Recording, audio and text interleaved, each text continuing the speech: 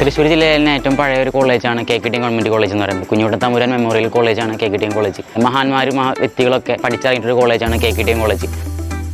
ഞാൻ നിലവിൽ KKTM government കോളേജിൽ അസിസ്റ്റൻറ്റ് പ്രൊഫസറായിട്ട് വർക്ക് ചെയ്യുന്നുണ്ട്. നിലവിൽ എൻ്റെ അഭിപ്രായത്തിൽ മറ്റുള്ളവരെക്കാളും എന്നെപ്പോലുള്ള ഡിസബിലിറ്റി ആയിട്ടുള്ള ആൾക്കാർക്കും പിന്നെ എൽഡർലി ആയിട്ടുള്ള ആൾക്കാരും ഒരുപാട് ഇവിടെയുണ്ട്. അപ്പോൾ അവർക്കാണ് ഈ ബിൽഡിംഗ് കൊണ്ട് ഏറ്റവും ഗുണം ചെയ്യുന്നത്. കിഫ്ബി ഫണ്ട് ഉപയോഗിച്ച് നമുക്ക് കുറേ മാറ്റങ്ങൾ കോളേജിൽ വരുത്താൻ സാധിച്ചിട്ടുണ്ട്.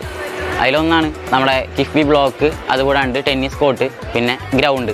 ടെന്നീസ് കോർട്ടിൽ നമുക്ക് ഫ്ലോർ മാറ്റ് നമുക്ക് കിട്ടിയിട്ടുണ്ട്. അതുപോലെ തന്നെ ഗ്രൗണ്ടിൽ പല പല കാര്യങ്ങളും നമ്മുടെ സ്പോർട്സ് പരമായിട്ട് ഡെവലപ്പ് ചെയ്യാനായിട്ടുള്ള കാര്യങ്ങൾ ചെയ്തു തന്നിട്ടുണ്ട് ഫണ്ട് ഉപയോഗിച്ചിട്ട്. നമ്മളുടെ കോഴ്സ് ഇവിടെ BTTM എന്നുള്ള കോഴ്സാണ്, ട്രാവൽ ആൻഡ് ടൂറിസം. ഇതൊരു ന്യൂജൻ കോഴ്സ് ആയതുകൊണ്ട് തന്നെ നമുക്ക് ക്ലാസ് റൂം ഫെസിലിറ്റീസൊക്കെ ഫസ്റ്റ് വളരെ കുറവായിരുന്നു. അപ്പം കഴിഞ്ഞ വർഷമാണ് നമ്മുടെ ഈ ഒരു കിഫ്ബി ഫണ്ട് ഉപയോഗിച്ചിട്ടുള്ള ഈ ഒരു ബിൽഡിങ് നമുക്ക് കിട്ടിയത്.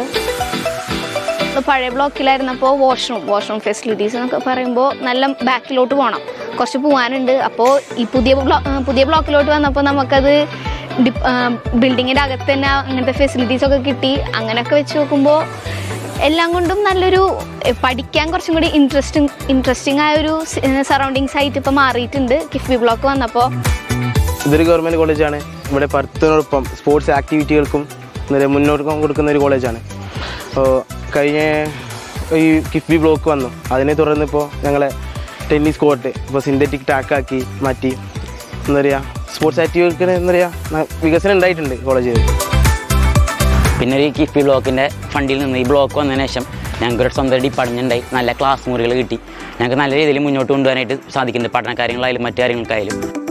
അപ്പം ഓൺ ദ ഹോൾ പറയുകയാണെങ്കിൽ ഈ കിഫ്ബി ഫണ്ട് ഉപയോഗിച്ച് ചെയ്തിട്ടുള്ള ഈ പ്രവർത്തനങ്ങളെല്ലാം നമ്മുടെ കുട്ടികൾക്ക് ഒരുപാട് ഗുണങ്ങൾ, ഒരുപാട് ഉപകാരപ്രദമായിട്ടുള്ളതാണ്.